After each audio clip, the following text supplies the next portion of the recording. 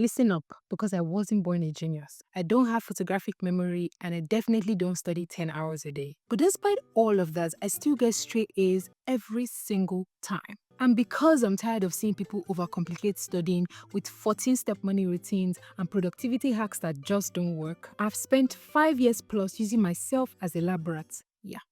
I use myself as the experiment for this experiment. Just to break down what I do every day to get excellent grades without losing my mind. Yes, I know. Those two words can exist together. They are not mutually exclusive.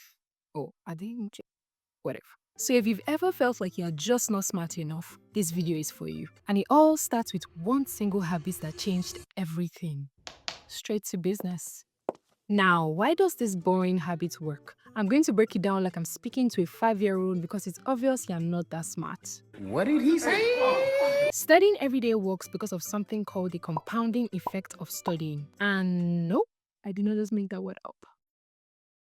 This basically means putting in tiny little baby steps of studying every day, which then causes you to have maximum results later on in the session. Think of it like saving money every day. Today you save $1, tomorrow you save $5, next tomorrow you save $10. It doesn't sound like much at first, but over time, your money gets to grow into something big, something huge, something fat enough to buy a Lambo.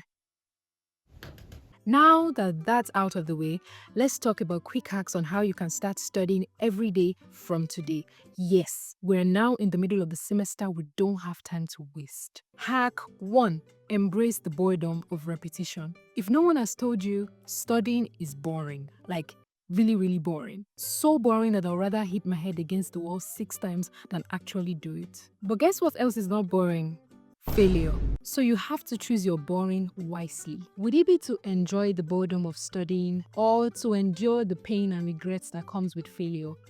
Make your pick. Hack 2. Start small. You are not going to magically start studying 12 hours a day if you've not started building the habit of at least 30 minutes a day. If you try it, you're going to get burnt out. Sharp. Good habits don't just jump on people. People work towards good habits. I personally believe that it is better to study for 1 hour consistently and diligently every day than to study for 12 hours in one day and not study again throughout the whole week. That's not being efficient, guys. So the smart thing to do is to start small and start building your momentum up from there. I have an assignment for you at the end of the video, so ensure that you stick around so you don't miss it. Hack 3. Every day is not going to be the same. Just because you were able to study for 5 hours yesterday does not mean that will continue to happen every day like that. What do you think you are? You have to be comfortable with little wins because at the end of the day, a win is a win. A win is a win. I don't care what y'all say. A win is a win. And the more you go hard on yourself and discourage the days of your little beginnings, the slimmer your chances get of having good grades. I'm actually supposed to do this slimmer here because I'm quite.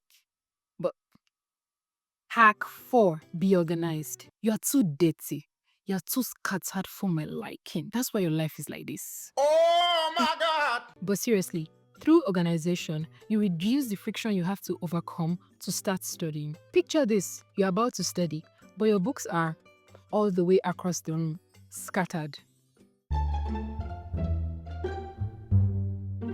Yeah, I was talking to you.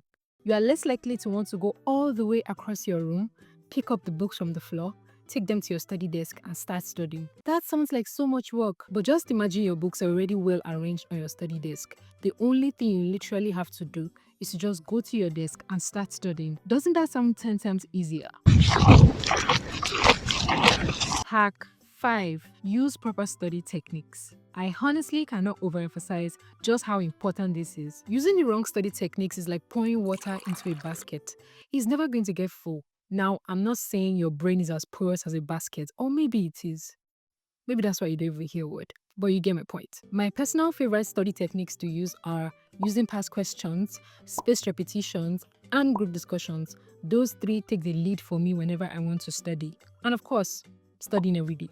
So making it 4. My last video shows me ranking the study techniques in order of how important and how useful they are.